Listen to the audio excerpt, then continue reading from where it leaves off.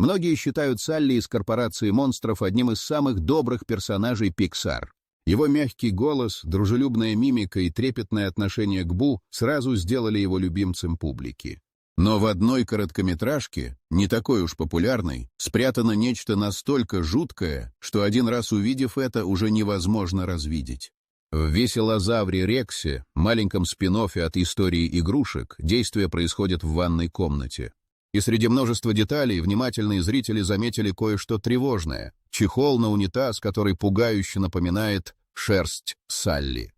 Он ярко-голубой с фиолетовыми пятнами, совершенно таким же узором, как тело нашего любимого монстра. Конечно, можно было бы списать это на совпадение, но почему именно в этой сцене, да еще и с таким откровенным визуальным сходством? Все становится еще мрачнее, если вспомнить слова Рэндалла из оригинального мультфильма. В одной из сцен он в шутку, или не совсем, говорит Салли, что люди сдирают с монстров шкуру и делают из нее чехлы для сидений. Тогда фраза показалась многим комичной гиперболой, но теперь выглядит совсем иначе. Что, если это и есть судьба Салли? Что, если в какой-то момент он зашел не в ту дверь, напугал не того ребенка и оказался в ловушке? Если двери действительно ведут в любые дома, то рано или поздно один из монстров мог попасть к жестоким взрослым. И если кто-то поймал монстра, зачем было бы оставлять такого ценного трофея? Его шкура уникальна, яркая, а главное — пушистая. Все, что нужно для идеального чехла на унитаз. Теперь кажется, что Салли просто исчез, а Бу, пытавшаяся найти его всю жизнь, уже не имела шансов. Может, потому и не нашла. Иногда самые безобидные детали хранят самые страшные ответы. Особенно, если ты знаешь, где искать. Но следующее откровение затрагивает не просто судьбу одного героя. Оно переписывает смысл всей трогательной истории отцовской любви. Или, может, это было что-то совсем другое? «В поисках Немо» — один из самых трогательных мультфильмов Pixar. Его главный герой — Марлин, отец-клоун, потерявший свою семью в самом начале истории. В живых остался только один — Немо. И весь фильм — это отчаянное путешествие Марлина в поисках сына. Только вот, все это могло быть иллюзией. Согласно одной из самых убедительных и печальных теорий, Немо погиб во время нападения барракуды вместе с остальными. А все, что мы видим дальше, это путешествие Марлина сквозь 5 стадий горя. Первая стадия — отрицание. Он убеждает себя, что Немо жив, несмотря на всю трагичность происшествия. Он строит для него дом, отправляет в школу и всячески защищает. Вторая стадия — гнев. Марлин становится гиперопекающим отцом, не позволяющим сыну делать шаг без разрешения, срывается на других. Затем торг. Он соглашается помочь Дори, если она поможет ему найти сына. Потом депрессия. Показательна сцена, где он отказывается продолжать путь и теряет всякую надежду. И, наконец, принятие. Когда он, наконец, находит Немо и позволяет ему уплыть в школу, он как бы отпускает его, признавая, что пора двигаться дальше. Но на этом теория не заканчивается. Одним из ключевых доказательств является имя Немо. В латинском оно означает «никто», то есть буквально «Марлин ищет никого». Более того, сцены с аквариумом, где Немо общается с другими рыбками, могли быть просто воображаемыми, созданными умом Марлина, чтобы поддерживать веру в то, что сын жив. Это способ его психики справиться с утратой. И чем больше деталей сопоставляешь, тем яснее становится, что Pixar создала фильм не о поисках сына, а о внутренней борьбе отца, который никак не может отпустить того, кого потерял. Возможно, у этой истории не было счастливого конца, а может, конец был просто совсем другой. Но иногда, чтобы справиться с утратой, недостаточно придумать себе иллюзию. Иногда ты превращаешься в эту иллюзию, или даже навсегда в ней застреваешь. Сначала кажется, что история игрушек — просто добрая сказка о дружбе и взрослении. Но при ближайшем рассмотрении игрушки в этом мире слишком живые. Они читают, пишут, шутят, проявляют сложные эмоции и даже страдают. Откуда у них такой уровень сознания? Возможно, ответ скрыт в самом герое франшизы — ковбое Вуди. Существует теория, что Вуди не просто игрушка, а носитель души, точнее, души умершего отца Энди. Этот взгляд получил широкое распространение после интервью с Майком Моцартом, другом одного из сотрудников Pixar. Он утверждал, что отец Энди умер, оставив сыну свои старые игрушки. Именно так у мальчика 90-х годов оказался ковбой из 50-х. А теперь вспомним мультфильм «Душа». В нем показано, как души могут случайно попасть в тела животных. Что, если одна из таких душ попала в Вуди и осталась в нем навсегда? Это объясняет многое. Почему Вуди чувствует такую лояльность к Энди? Почему он обладает качествами, присущими отцу? Защитой, ответственностью, жертвенностью. Более того, это объясняет, почему Энди так болезненно прощается с ним. Возможно, подсознательно он чувствовал, что прощается не просто с игрушкой, а с последней связью с отцом. А как насчет других игрушек? Может, они тоже заполнены душами, не обязательно отцов, но кем-то, кто ушел слишком рано и не нашел покоя. Но если Вуди — это душа, запертая в теле игрушки, то что происходит, когда его выключают? Если вас поразили эти теории, и вы хотите больше подобных откровений о мультфильмах, не забудьте подписаться на наш канал. И если наше творчество заставляет вас смеяться или задумываться, поддержите нас через донат, ссылочка в описании или QR-код на экране. Помните, даже бездушные игрушки нуждаются в заботе. Что чувствует сознание, запертое в пластике, без возможности двигаться и говорить, пока на него смотрят? Возможно, кто-то из них уже много лет находится в тишине, а кто-то исчез навсегда. Но исчез ли на самом деле? Порой исчезновение — это не конец. Иногда оно означает начало куда более страшной реальности. Корпорация монстров долгое время казалась веселой фантазией о мире, где страшилки — это энергия. Но некоторые зрители заметили, что эта история может быть гораздо темнее, чем кажется. Согласно одной из самых тревожных теорий, весь Монстрополис — это аллегория ада. А Салли и Майк не просто монстры, а существа, ответственные за вечное мучение душ. И все бы ничего, если бы не история маленькой Бу. В мультфильме она оказывается в мире монстров случайно. Или нет? Согласно теории, девочку похитили. Она не просто прошла через дверь, ее забрали, возможно, навсегда. Как иначе объяснить, что она исчезла на несколько дней, а вернувшись, рассказывала родителям о волосатом существе, который заставлял ее кричать и таскал в странный мир? Теперь представьте это глазами взрослых. Девочка исчезает, возвращается и говорит, что ее пугали, а потом уводили куда-то, где все было чужим и непонятным. Это уже не детская сказка, это история о похищении. А если предположить, что память ребенка подавила реальность, превратив травматические события в яркую сказку? Может быть, Салли был не монстром, а взрослым человеком в костюме, который заманил ее? Может быть, дверь — это метафора фургона, а крики были не для производства энергии, а реакцией на ужас. Слова Салли «ничего не бойся» теперь звучат куда мрачнее. А ее доверие, как синдром, известный под названием стокгольмский. И если Монстрополис — это проекция боли и страха, что же тогда за двери, которые там повсюду? Возможно, это не порталы, а камеры, не пути в мир, а выходы из него. А может быть, кто-то из жителей туда попал не случайно, а сам пришел туда. Иногда путешествия во времени не заканчиваются возвращением. Иногда ты просто теряешься в прошлом. «Храброе сердцем» кажется совершенно отдельным мультфильмом с кельтскими мотивами и духом древней Шотландии. Но один странный персонаж связывает его с корпорацией монстров гораздо теснее, чем кажется. Это ведьма, живущая в хижине, полная загадочных артефактов, деревянных фигурок и двери, которая бесследно исчезает после того, как ведьма проходит сквозь нее. Не напоминает ли это технологию дверей из Монстрополиса? Согласно теории, ведьма — это повзрослевшая Бу. После исчезновения Салли она потратила всю жизнь на поиски. Осознав, что двери перемещают не только в пространстве, но и во времени, она стала экспериментировать. Возможно, однажды ей удалось активировать дверь, которая унесла ее далеко в прошлое, в туманные холмы Шотландии. Там, не найдя пути назад, она обосновалась, превратившись в ту самую ведьму. Ее магия — это отголоски технологии корпорации, а вырезанная фигурка с изображением Салли в ее хижине — печальное напоминание о том, кого она потеряла. Эта теория объясняет многое: одержимость ведьмы дверями, ее странное поведение и даже внешний вид. Бу выросла, но не забыла. Она превратилась в отшельницу, которую сочли волшебницей. Она до сих пор ищет путь назад, но, возможно, уже и не помнит зачем.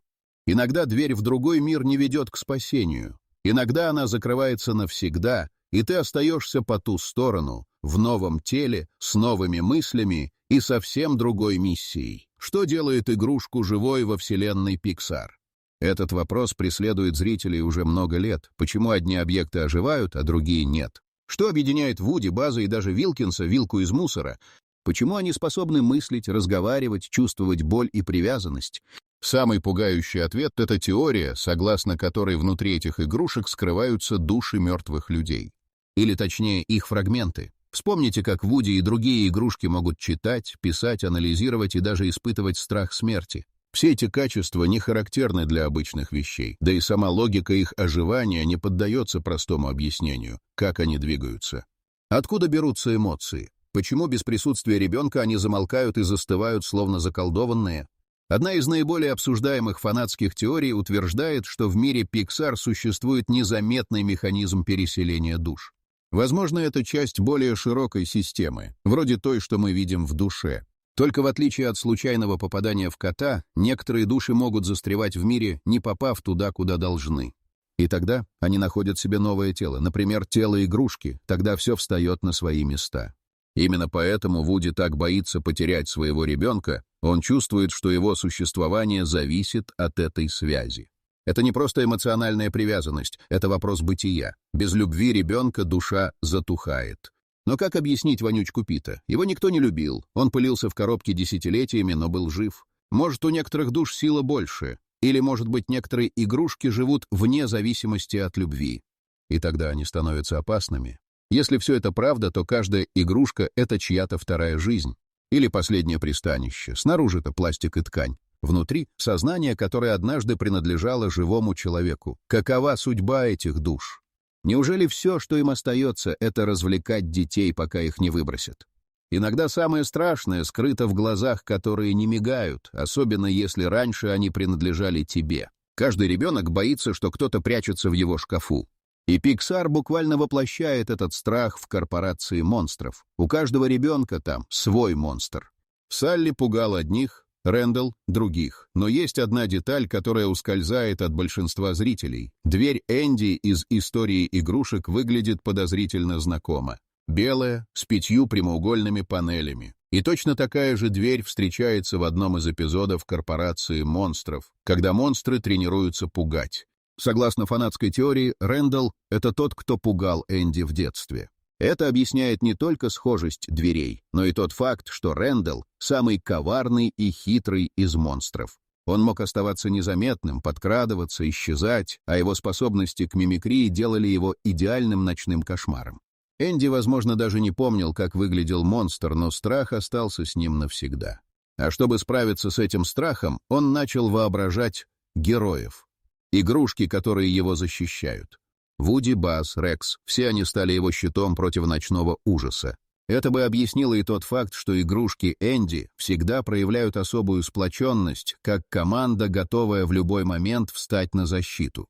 Возможно, Энди бессознательно создал этих защитников как способ справиться с травмой. А если вспомнить сцену, где Вуди и Базз охотятся на Сида, разве это не попытка защитить другого ребенка от страха, знакомого им лично? Если Рэндалл действительно был монстром Энди, это означает, что два, казалось бы, не связанных мультфильма переплетаются куда глубже. И, может быть, история игрушек — это не только сказка о дружбе, это хроника борьбы со страхами детства. Но что будет, если страх вернется? Если кто-то, кем ты когда-то был напуган, снова окажется рядом? Некоторые ужасы не заканчиваются, когда гаснет свет. Они просто ждут, когда ты закроешь глаза.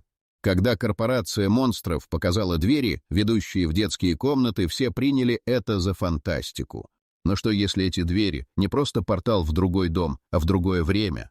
Подобную теорию поддерживают детали из самого мультфильма. Система телепортации, которая не объясняется логикой. Пугающе высокая технология, которая позволяет монстрам проходить в любой дом в любую эпоху. И вот что становится особенно тревожным. Считается, что в какой-то момент монстры побывали в средневековой Европе. Именно тогда бушевала черная смерть, бубонная чума, выкосившая треть населения континента. Представьте, как один из монстров попадает в комнату ребенка, который уже заражен. Он не знает об этом. Возвращается домой. А потом начинается эпидемия. Не среди людей, среди монстров. Вспомните, как сильно в фильме они боятся человеческих детей.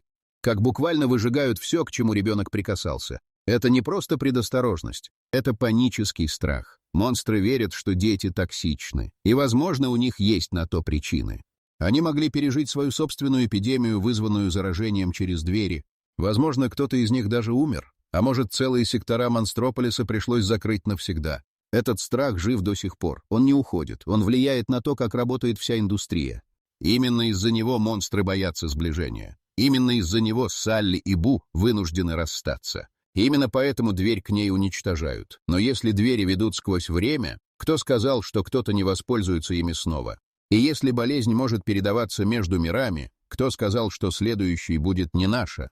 Некоторые двери лучше оставить закрытыми, но иногда кто-то все же их открывает ради своей выгоды. Хрипун из «Истории игрушек 2» кажется безобидным. Маленький плюшевый пингвин, который потерял голос. Его жалко. Он сидит на полке, покрыт пылью, и выглядит самым обделенным среди игрушек Энди.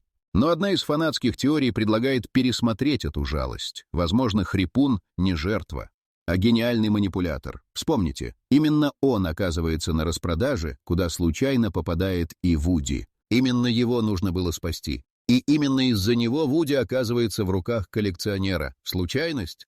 Или тщательно спланированная многоходовка? Ведь Хрипун прекрасно знал, что Вуди — герой, что он не бросит товарища, что он придет на помощь, а значит, просто нужно было устроить ловушку и ждать. Это объясняет и его поведение после. Он присоединяется к Джесси и Бычику, пытается убедить Вуди остаться и совсем не спешит вернуться к Энди. Возможно, он затаил обиду. Его забыли, о нем не заботились, и он решил, что если не может быть любимцем, лишит этого статуса и других. Или хотя бы заменит их. Идея о том, что игрушка может притворяться сломанной, чтобы получить выгоду, уже сама по себе зловеща. Но если это не единственный случай, сколько еще забытых игрушек на самом деле тайно вели свои игры? Кто из них на самом деле готов на все, лишь бы снова быть в центре внимания? Иногда самый тихий персонаж прячет самые громкие намерения. Особенно если у него внутри сломанный голос, который давно не слышал никто. На первый взгляд, Валли — это история о надежде, о том, как даже один робот может спасти планету. Но если копнуть глубже, этот фильм — одно из самых мрачных предсказаний будущего. В этой версии Земли люди покинули планету, доверив ее уборке машинам. Они улетели на корабле, превратившись в пассивных, ожиревших существ, зависящих от технологий. Но так ли все просто? Согласно удаленным концептам фильма, изначально планировалось, что потомки людей будут вовсе не похожи на нас. Вместо пухлых пассажиров корабля — склизкие, желеобразные существа, потерявшие способность говорить. Чтобы выжить, они построили себе экзоскелеты, машины, которые мы и видим в тачках. Не автомобили с разумом, а потомки людей, скрывающиеся в оболочках. Это объясняет все. Человеческие города, Папа Римский в виде машины, королева Британии на колесах. Это не копия человеческого мира, это его остатки, воссозданные мутировавшими потомками, которые даже не помнят, кем были. Они живут в ложной истории, веря, что всегда были машинами. А на деле бы просто продукты вырождения и отчаяния. Если это правда, то Валли не спас человечество. Он просто запустил цепочку событий, приведшую к их окончательной деградации. Вернувшись на Землю, люди не вернули себе силу. Они дали волю эволюции, которая забыла, что такое человек. Иногда счастливый конец — это просто начало новой катастрофы. Особенно если никто не заметил, как ты перестал быть собой. Тачки всегда казались странным мультфильмом. Машины с лицами, эмоциями, мечтами. Они живут в городах, построенных по человеческому шаблону, посещают автозаправки, рестораны, смотрят спортивные передачи и поклоняются автомобилю Папе Римскому. С первого взгляда это просто веселый выдуманный мир. Но стоит обратить внимание на детали, и возникает вопрос, кто или что сидит внутри этих машин. Существует теория, что в мире тачек нет обычных автомобилей. Все они — экзоскелеты. И управляют ими не роботы, а потомки людей. Или точнее того, что от людей осталось. Помните, что происходит с человечеством в Валли? Полнейшая атрофия тела, зависимость от технологий, неспособность двигаться самостоятельно. А теперь представьте, проходит несколько тысяч лет. Люди становятся все слабее, теряя даже видимую схожесть с прежними телами. Чтобы выжить, они создают для себя подвижные оболочки — машины.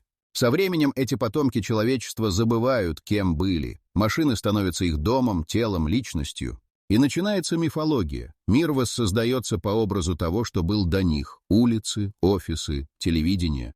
Даже религия — вся копия прежнего, но уже без понимания. Именно поэтому у них есть папа-мобиль и монархия в Британии. Они копируют культуру, не зная, откуда она. Эта теория объясняет, почему в мире тачек нет людей. Они не исчезли. Они внутри, сидят, возможно, в центре капота. Скрытые, деформированные, забывшие свою историю. Но кое-что осталось. Например, страх или тоска по прошлому. Именно поэтому некоторые машины, вроде Гвидо или Хадсона, ведут себя как ветераны, словно помнят былую эпоху. Может быть, они последние, кто знает правду. А теперь задумайся, если машины — это экзоскелеты, то где заканчивается металл и начинается плоть?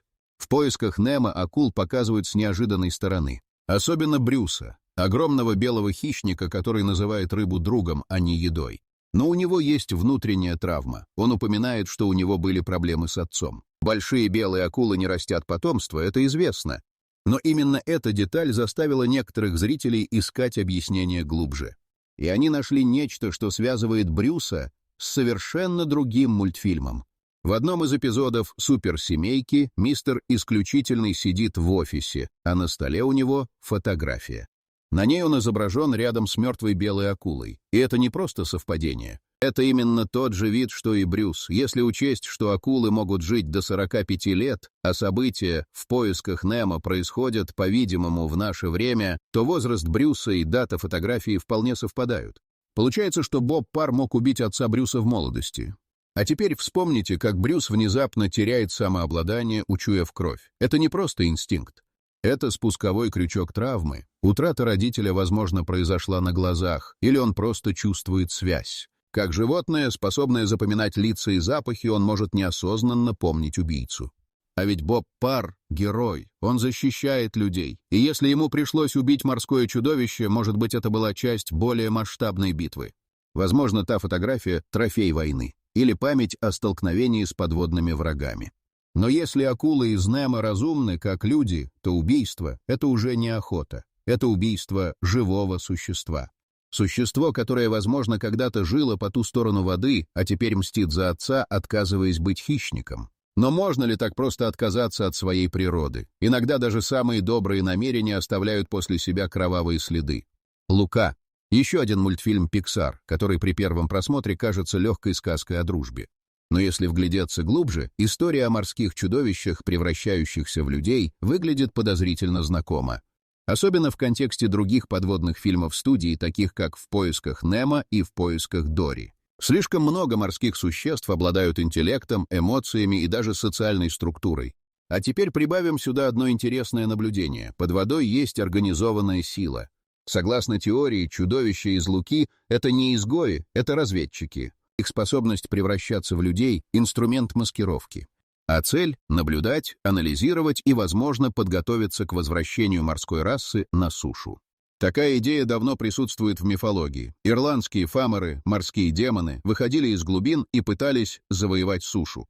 Лавкрафт писал о Ктулху и его последователях, существ, спящих в бездне. Даже акулы в Немо следуют некой мантре «рыбач друг». Как будто кто-то дал им эту команду, чтобы они контролировали свои инстинкты. Если эти существа — часть древней цивилизации, их возвращение может означать не просто вторжение, а восстановление власти. Может, именно это пытался предотвратить мистер Исключительный, когда сражался с отцом Брюса? Может, это была первая волна восстания? Но что, если им удалось внедриться? Что, если дети, с которыми дружат Лука и Альберто, уже под наблюдением? Что, если кто-то в их городке не человек? Слишком много совпадений, слишком много связей между подводными мирами Pixar. Иногда кажется, что они прячутся не просто в море, а рядом с нами. Просто нужно дождаться момента, когда они снова поднимутся на поверхность. Некоторые улыбки скрывают клыки, и некоторые дети вовсе не дети. Сцена, где Карлу и Элли сообщают, что у них не будет детей, по праву считается одной из самых печальных в истории анимации. Но есть теория, которая делает эту сцену еще мрачнее. Возможно, бесплодие Элли, а позже и ее смерть стали результатом одного и того же — отравления свинцом. Это не художественное преувеличение, а вполне реальная вероятность.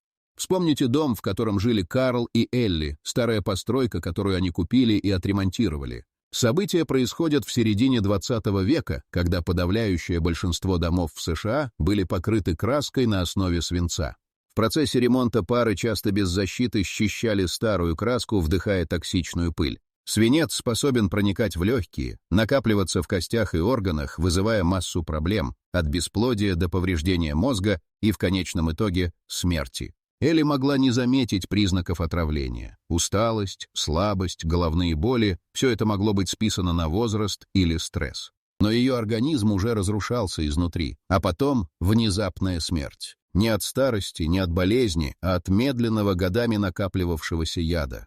Карл, возможно, также пострадал. Именно поэтому он выглядит настолько изможденным. Его движение медленное, лицо бледное. Он не просто стар, он отравлен. И, возможно, поэтому он умирает в самом начале мультфильма.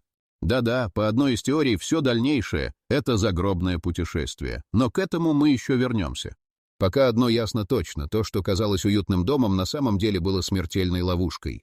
И, возможно, любовь, которой мы восхищались, разрушалась с каждой выкрашенной стеной. Иногда дом — это не убежище, это медленно работающая машина смерти. Вверх Карл Фредриксен с детства мечтает попасть к райскому водопаду. Вместе с Элли они строят планы, копят деньги, но никогда не добираются. После ее смерти он, наконец, решается на путешествие, привязав к дому 1000 воздушных шаров. И в финале оказывается именно там, у водопада, окруженного дикой природой.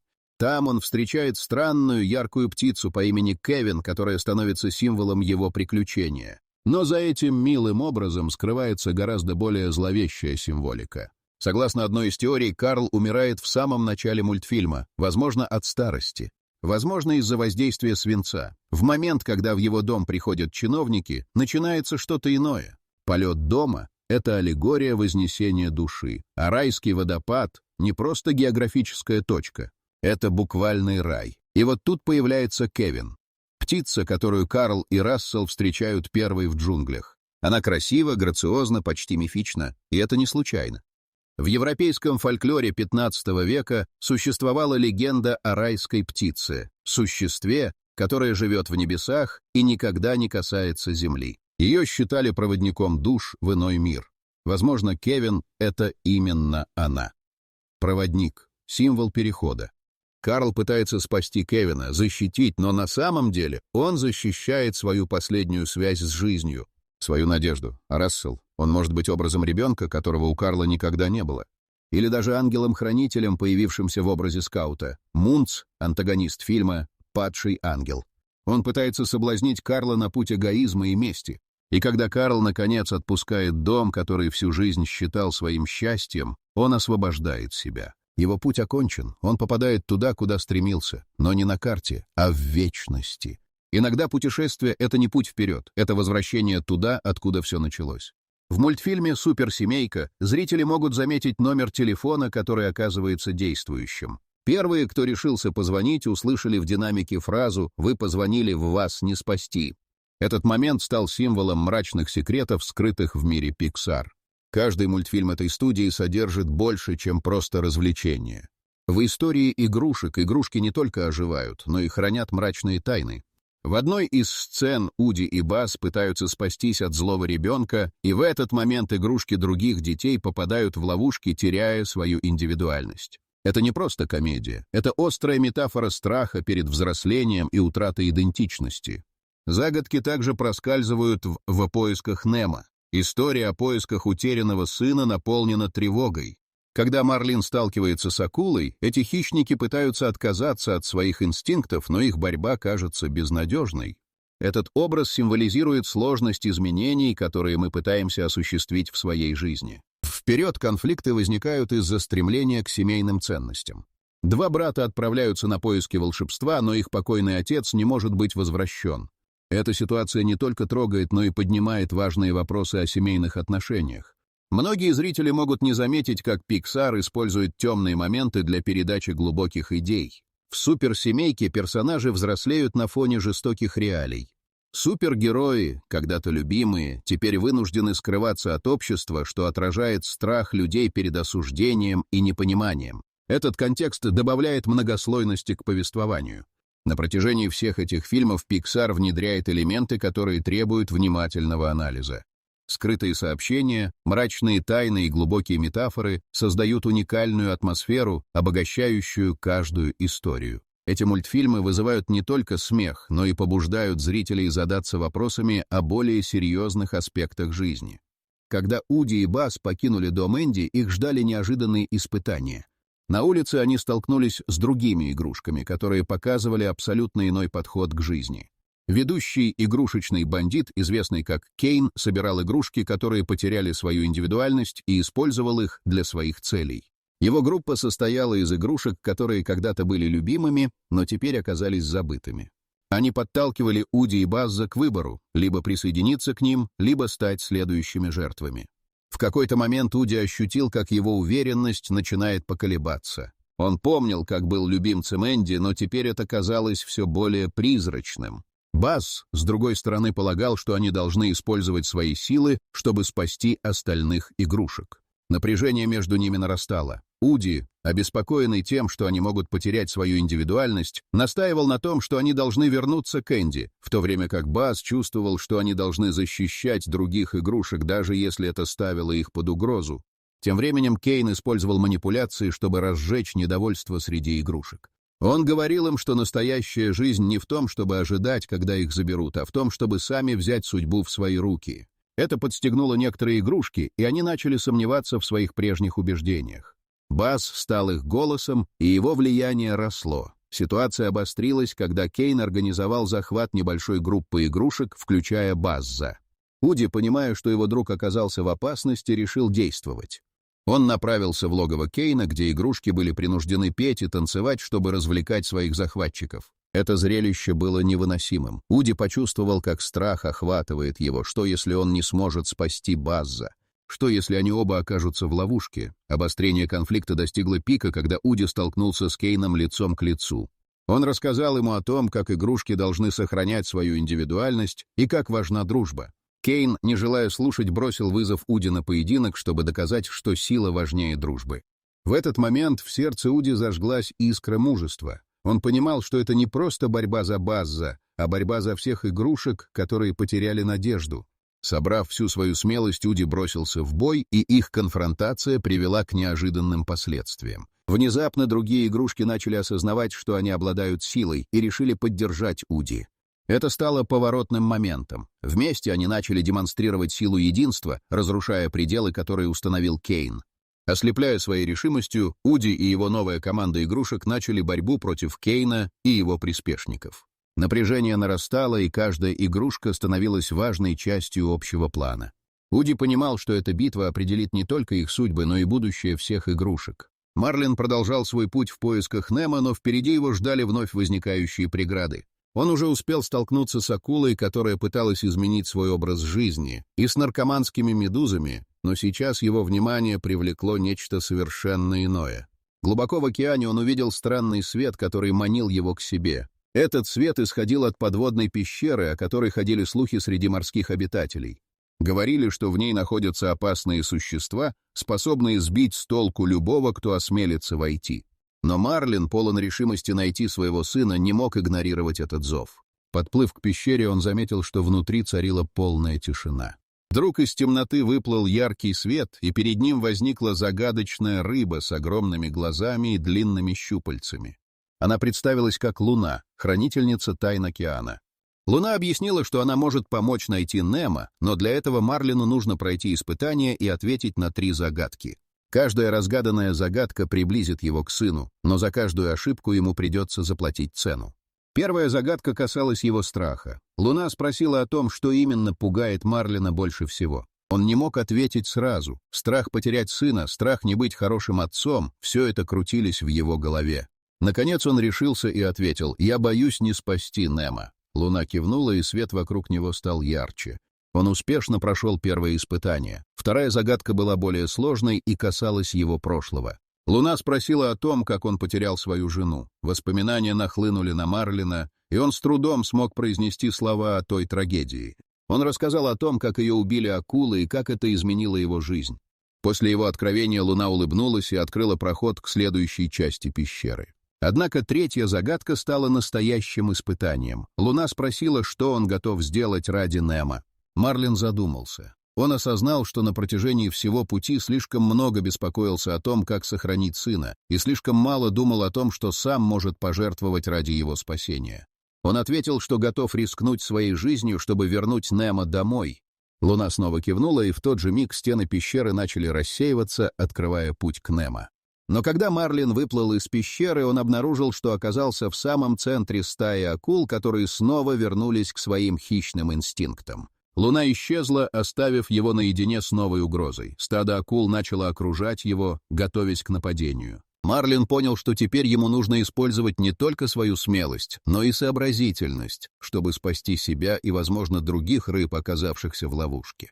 Ситуация стремительно накалялась. Вдруг в темноте появился Немо, который наблюдал за отцом, но остался в тени в надежде, что Марлин сможет выбраться из этой ловушки. Увидев, что его отец в опасности, Немо почувствовал, что не может оставаться в стороне, и решил вмешаться. Он знал, что на кону не только его жизнь, но и жизнь всех тех, кто оказался в этом морском аду. Уди и его команда игрушек стояли перед Кейном, который с ухмылкой наблюдал за нарастающим напряжением. Конфликт достиг кульминации. Кейн заявил, что игрушки никогда не смогут быть свободными, пока не подчинятся его власти. Он продемонстрировал свою силу, собирая вокруг себя игрушки, потерявшие надежду. Эти игрушки, находясь под его контролем, были вынуждены выполнять его команды, теряя индивидуальность. Уди, полон решимости вернуть все обратно, обратился к своим друзьям. Он говорил о важности дружбы и праве каждой игрушки на мечты.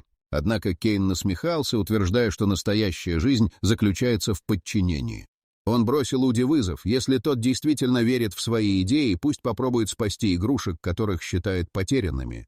Это стало для Уди последним испытанием. В этот момент Базз, находившийся в плену у Кейна, неожиданно пришел в себя. Он вспомнил, кто он есть, и заявил, что они не смогут быть счастливыми, пока не освободятся от власти Кейна. Это заявление вызвало бурю эмоций среди других игрушек. Как будто искра разбудила их дух, они начали осознавать, что у них есть сила изменить свою судьбу. Кейн, почувствовав угрозу, активировал специальное устройство, заставив игрушки, находящиеся под его контролем, начать агрессивные действия против своих друзей.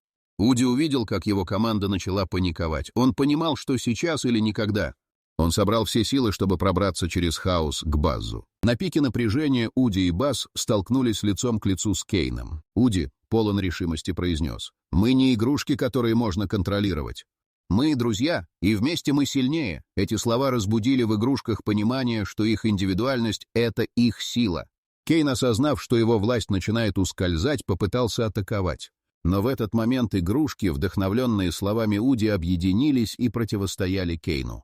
Это стало настоящим сражением, где каждый проявлял свои способности, объединяясь ради общей цели. Ситуация накалилась до предела, и, наконец, Уди и Базз, объединившись, смогли одолеть Кейна. Когда противостояние закончилось, игрушки, оставшиеся в плену, начали возвращаться к своей индивидуальности. Кейн был повержен, но его слова о том, что игрушкам всегда будет угрожать опасность, остались в воздухе.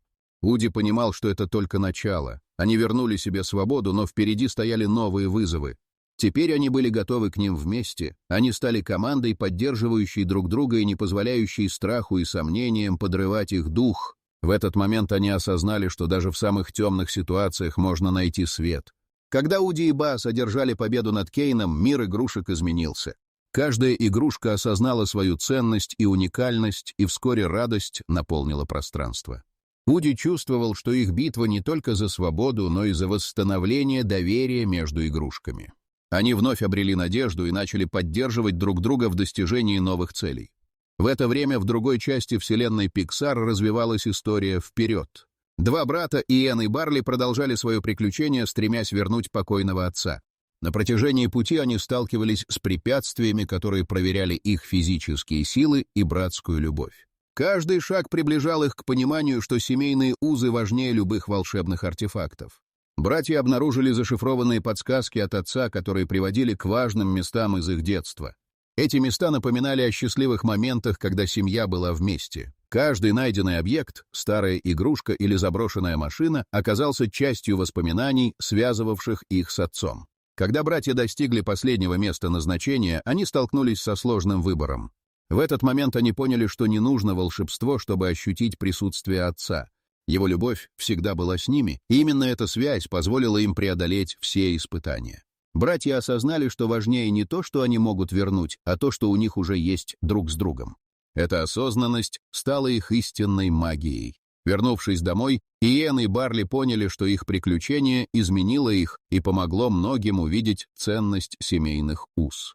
Вот так, оказавшись в мире Pixar, мы поняли, что настоящая магия — это не волшебные артефакты, а воспоминания о семье. Если вам понравились наши теории и вы хотите поддержать творчество, не забудьте подписаться на канал, ведь кто-то должен рассказывать о таких загадках. А если хотите сделать это еще более волшебным, ссылка для доната в описании или просто наведите камеру на код на экране.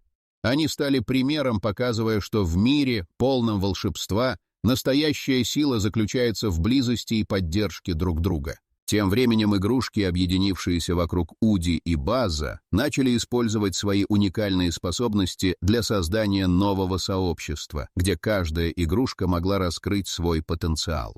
Они поняли, что вместе могут преодолеть любые преграды и защищать друг друга. Это сообщество стало символом надежды и дружбы, демонстрируя, что даже в трудные времена можно найти свет. Таким образом, истории суперсемейки, истории игрушек и «Вперед» пересекались в важном послании. Сила дружбы и семьи может преодолеть любые трудности. Pixar, скрывая в своих мультфильмах мрачные тайны и глубокие уроки, вдохновляет зрителей всех возрастов. Каждая история оставляет след в сердцах, напоминая, что настоящая магия заключается не только в волшебстве, но и в связи с теми, кого мы любим.